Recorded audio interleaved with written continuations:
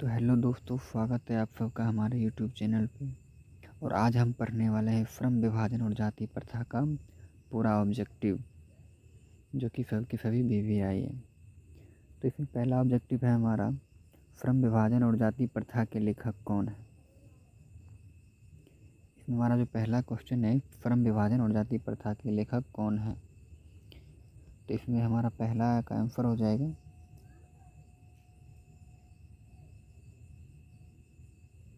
बाबा साहेब भीमराव अम्बेडकर। उसके बाद जो है हमारा नेक्स्ट क्वेश्चन है, डॉक्टर अम्बेडकर के पिता का क्या नाम था, यानी कि डॉक्टर भीमराव अम्बेडकर जो था उसके पिता का क्या नाम था। तो उसके डॉक्टर भीमराव अम्बेडकर के जो पिता था उसके पिता का नाम था रामजी सकपाल। तो इसमें हमारा आंसर आ जाएगा 2 नंबर, रामजी सकपाल। अब हम बढ़ते हैं अगला क्वेश्चन नंबर 3 के लिए। आधुनिक सभ्य समाज कार्यकुशलता के लिए किसे आवश्यक मानता है, यानी कि आजकल का जो सभ्य समाज है वो कार्य कुशलता के लिए किसको आवश्यक मानता है। तो हमारा जो है 3 का आंसर हो जाएगा श्रम विभाजन, 1 नंबर का ए नंबर। उसके बाद हम चलते हैं अगला क्वेश्चन नंबर 4 पे। जाति प्रथा भारत में बेरोजगारी का एक डेस्क कारण बनी हुई है, यानी कि जाति प्रथा जो है हमारे भारत में बेरोजगारी का कौन सा कारण बना है। प्रत्यक्ष, प्रमुख, ए और बी दोनों, इनमें से कोई नहीं। तो हमारा इसका आंसर आ जाएगा सी नंबर का, प्रत्यक्ष और प्रमुख दोनों कारण बना हुआ है, जिसके कारण है। अब हमारा 5वां नंबर क्वेश्चन है, मुख्य नायक क्या है। अखबार, पत्रिका, पुस्तक और संग्रह। तो जिसमें से हमारा आ जाएगा आंसर नंबर 2, पत्रिका। उसके बाद हमारा 6वां नंबर क्वेश्चन है, डॉक्टर भीमराव अम्बेडकर की मृत्यु कब और कहाँ हुई थी। तो डॉक्टर भीमराव अम्बेडकर की जो मृत्यु है वो दिसंबर 1956 ईस्वी को दिल्ली में हुआ था। तो इसका हमारा आंसर आ जाएगा ए नंबर।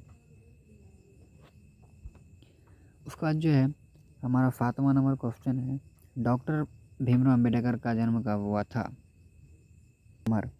डॉक्टर भीमराव अम्बेडकर का जन्म कब हुआ था। तो डॉक्टर भीमराव अम्बेडकर का जो जन्म हुआ था वो हुआ था 14 अप्रैल 1891 ईस्वी को। उसके बाद जो है हमारा 7वां नंबर क्वेश्चन के बाद 8वां नंबर क्वेश्चन है, अम्बेडकर की दृष्टि में भाईचारे का वास्तविक रूप कैसा होता है। दूध और शक्कर के मिश्रण की तरह, दूध और पानी के मिश्रण की तरह, तिल और तिलकुट के मिश्रण की तरह, पानी और नमक के मिश्रण की तरह। तो हमारा जो इसमें आंसर आ जाएगा वो हमारा आंसर आ जाएगा 2 नंबर, दूध और पानी के मिश्रण की तरह। उसके बाद हमारा जो है 9वां नंबर क्वेश्चन आ जाएगा, भारतीय संविधान के निर्माण में महत्वपूर्ण भूमिका किसकी है। तो भारतीय संविधान के निर्माण में जो महत्वपूर्ण भूमिका है वो महत्वपूर्ण भूमिका हमें भीमराव अम्बेडकर का है। अगला क्वेश्चन है 10 नंबर, सभ्य समाज की आवश्यकता है। जाति प्रथा, श्रम विभाजन, अणुबम और दूध पानी। तो इसका हमारा सभ्य समाज की आवश्यकता है श्रम विभाजन, आंसर नंबर बी आ जाएगा इसका। उसके बाद हमारा 11 नंबर क्वेश्चन है, प्राथमिक शिक्षा प्राप्त करने के बाद अम्बेडकर उच्चतर शिक्षा प्राप्त करने के लिए कहाँ गए थे। प्राथमिक शिक्षा प्राप्त करने के बाद अम्बेडकर जो है वो उच्चतर शिक्षा के लिए न्यूयॉर्क गए थे। तो इसका आंसर आ जाएगा सी। उसके बाद अगला क्वेश्चन है हमारा 12 नंबर, अम्बेडकर चिंतन व रचनात्मक के लिए एक प्रेरक व्यक्ति थे। इनमें से जो है प्रेरक व्यक्ति कौन थे। तो इसका आंसर आ जाएगा डी, क्योंकि इनमें जो है बुद्ध, कबीर और ज्योतिबा फुले तीनों ही उसके रचनात्मक प्रेरक व्यक्ति थे। अगला क्वेश्चन है 13 नंबर, जाति पाति तोरक मंडल भाषण लाहौर में कब हुआ था। तो यह जो भाषण हुआ था ये 1936 ईस्वी में दिया गया था, और यह भाषण डॉक्टर भीमराव अम्बेडकर के द्वारा दिया गया था 1936 ईस्वी में। उसके बाद अगला क्वेश्चन नंबर है 14, श्रम विभाजन और जाति प्रथा क्या है। तो श्रम विभाजन और जाति प्रथा जो है ये एक निबंध है। स्वयं विभाजन और जाति प्रथा ये एक निबंध है। उसके बाद जो है हमारा अगला क्वेश्चन नंबर है 15 नंबर, निम्नलिखित रचनाओं में से कौन सी रचना डॉक्टर अंबेडकर की है। तो इनमें से जो है सभी डॉक्टर भीमराव अंबेडकर की रचना है। हमारा अगला क्वेश्चन है 16 नंबर, आधुनिक सभ्य समाज स्वयं विभाजन का आवश्यक क्यों मानता है। कार्य कुशलता के लिए।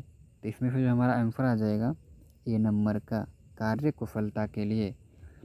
उसके बाद हमारा अगला क्वेश्चन है 17 नंबर, श्रम विभाजन और जाति प्रथा बाबा साहेब के किस भाषण का संपादित अंग है। तो ये जो हमारा आंसर हो जाएगा इस सी नंबर का हो जाएगा, annihilation of caste, sorry annihilation of caste. उसके बाद हमारा 18 नंबर क्वेश्चन आ जाएगा, अंबेडकर के भाषण एनिहिलेशन ऑफ कास्ट को किसने हिंदी में रूपांतरित किया था। इसका आंसर आ जाएगा ए नंबर, लल्लई सिंह यादव ने हिंदी में ट्रांसलेट करके उसको बनाया था। उसके बाद हमारा अगला क्वेश्चन आ जाएगा, अंबेडकर का जन्म किस परिवार में हुआ था। ब्राह्मण, क्षत्रिय, दलित और कार्यस्थ। तो अंबेडकर का जो जन्म है वो एक दलित परिवार में हुआ था। उसके बाद हमारा 20वां नंबर क्वेश्चन आ जाएगा, लेखक को इस युग में कहाँ पर विडंबना दिखाई दिया। तो लेखक को जो इस युग में जातिवाद पे विडंबना दिखाई दिया। उसके बाद जो है हमारा अगला क्वेश्चन है क्वेश्चन नंबर 21, डॉक्टर अंबेडकर के माता का क्या नाम था। डॉक्टर यानी भीमराव अंबेडकर के जो माता था उसका क्या नाम था। तो भीमराव अंबेडकर की जो माता थी उसका नाम भीमाबाई थी। क्वेश्चन आंसर नंबर डी आ जाएगा। उसके बाद अगला क्वेश्चन है, डॉक्टर अंबेडकर ने पीएचडी की उपाधि कब धारण की थी। तो डॉक्टर भीमराव अंबेडकर ने जो है वो पीएचडी की उपाधि 1916 ईस्वी में धारण की थी। उसके बाद जो है हमारा अगला क्वेश्चन आ जाएगा 22 नंबर का, लेखक की दृष्टि में विडंबना की बात क्या है। लेखक की दृष्टि में जो विडंबना की बात है वो जो है जातिवाद के पोषकों की कमी नहीं है इस दुनिया में। उसके बाद जो हमारा अगला क्वेश्चन है, लेखक की दृष्टि में आदर्श समाज कैसा होना चाहिए, जिसमें स्वतंत्रता, समता और भरावत का भाव हो। लेखक की दृष्टि में वैसा समाज होना चाहिए आदर्श। ये नंबर का आंसर हो जाएगा। उसके बाद हमारा अगला क्वेश्चन है, लेखक बेरोजगारी का प्रमुख और प्रत्यक्ष कारण किसे मानता है। तो लेखक जो है इसका प्रमुख कारण जाति प्रथा, लेखक जो है इसका प्रमुख कारण जाति प्रथा को मानता है। उसके बाद हमारा अगला क्वेश्चन आ जाएगा question number 26, the caste in India their mechanism किनकी रचना है। तो यहाँ पे भीमराव अंबेडकर की ही रचना होगी। The caste in the their mechanism जो है ये भीमराव अंबेडकर की ही रचना है। उसके बाद हमारा क्वेश्चन नंबर 27 है, आर्थिक पहलू से भी जाति प्रथा हानिकारक है। आर्थिक पहलू से भी जाति प्रथा जो है वो हानिकारक है, लाभदायक तो हो नहीं सकता है। उसके बाद हमारा अगला क्वेश्चन है 28 नंबर, डॉक्टर भीमराव अंबेडकर का जन्म कहाँ हुआ था। तो डॉक्टर भीमराव अंबेडकर का जो जन्म है वो मध्य प्रदेश के एक महू नामक गांव में हुआ था। तो इसका आंसर आ जाएगा ए नंबर, महू मध्य प्रदेश।